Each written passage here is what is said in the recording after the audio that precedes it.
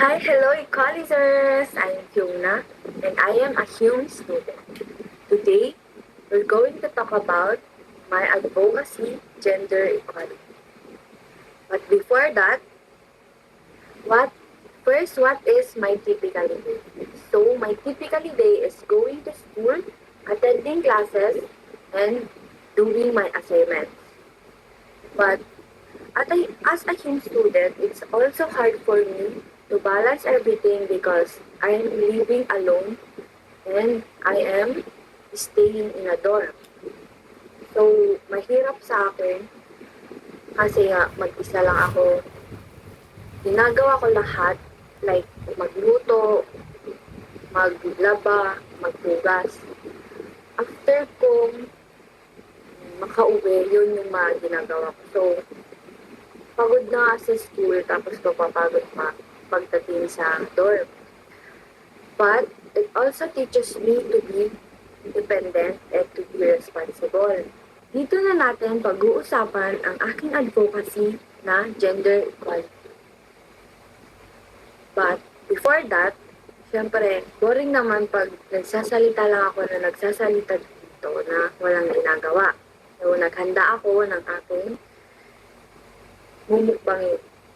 Ang aking mumukbangin ay prutas. Mumukbangin ko ay orange at saka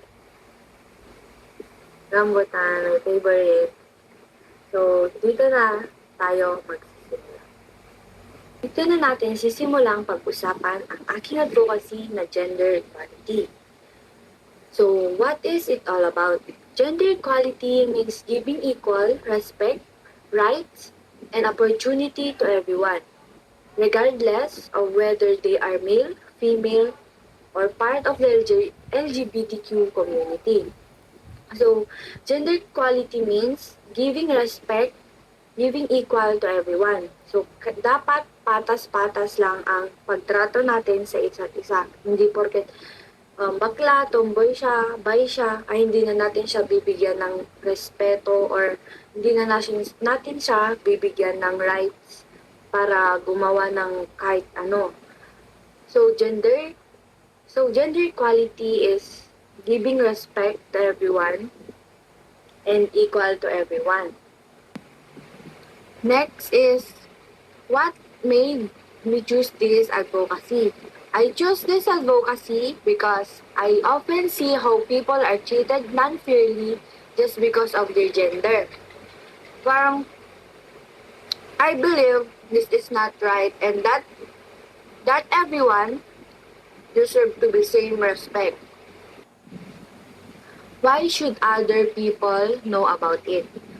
Others should know about it because awareness awareness is the first step to change.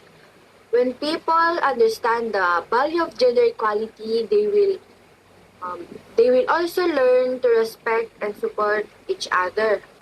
Why gender equality is important to me? It is important to me because a fair and peaceful future can only be achieved when there is equality for all. I encourage all of you to support gender equality in your own simple ways.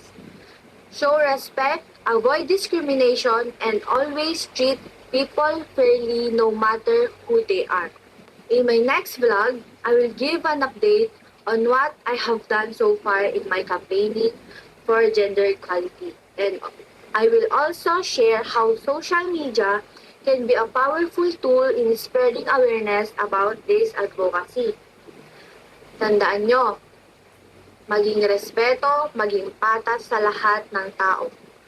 Lalo na sa mga LGBTQ community plus.